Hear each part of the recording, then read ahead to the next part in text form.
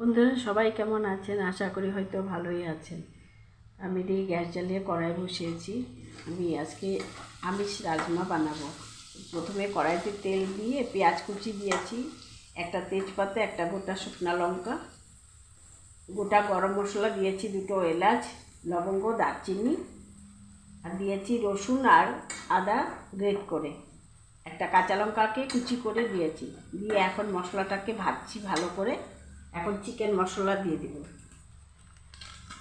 Chicken মশলা দিব এটার মধ্যে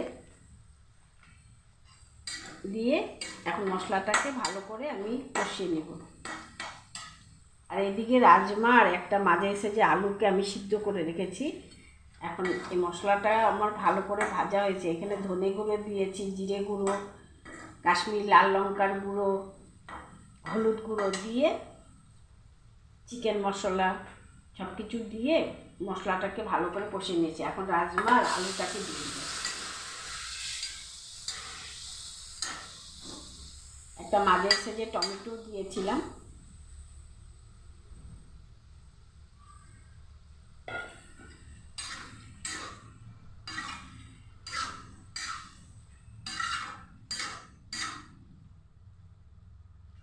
আর আলু একটা মাঝে এসে যে আলুকে ছোটো ছোটো টুকরা করে আর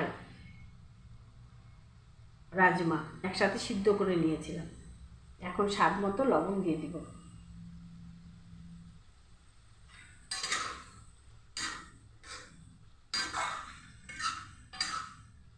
এই তো সকালে কাজকর্ম শেষ করে স্নান টান করে পুজো দিয়ে এসে তারপর আমি রান্না করছি। তো আমি এদিকে দুটো রান্না করে রেখেছি, একটা বাঁধাকপি রান্না করেছি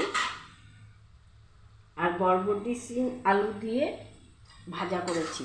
এখন রাজমাটা রান্না করছি। রাজমাটা হয়ে গেলে আমি চানার ডাল রান্না করব।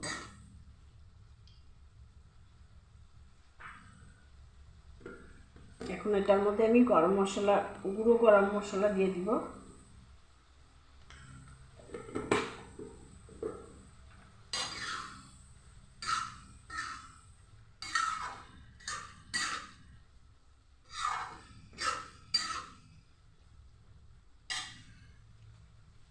আর দিব সামান্য জল।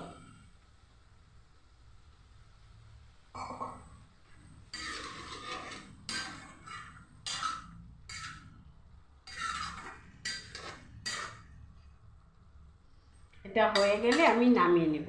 আর এইদিকে আমি বাঁধাকপি বানিয়েছি আলু দিয়ে, নিরামিষ বাঁধাকপি বানিয়েছি। এদিকে বরবটি আর আলুকে ছোট ছোট টুকরা করে, টমেটো, তারপরে সব কাঁচামরিচ, ওগুলো সব কিছু দিয়ে ভাজা করেছি। আর চানার ডাল বানাবো। আর এইদিকে এখন রাজমা বানাচ্ছি আলু দিয়ে। সাধারণত আমরা রাজমাটাকে এমনিই বানাই, যেমন টক দই, ফ্রেশ ক্রিম সব কিছু দিয়ে, কিন্তু আজকে আমি আলু দিয়ে বানাচ্ছি রাজমা। যদি আমার ভিডিওগুলো আপনাদের ভালো লেগে থাকে তাহলে লাইক কমেন্ট করবেন, পেজটাকে ফলো করে পাশে থাকার অনুরোধ রইল। আর ইউটিউব থেকে দেখে থাকলে পেজটাকে সাবস্ক্রাইব করে দেবেন।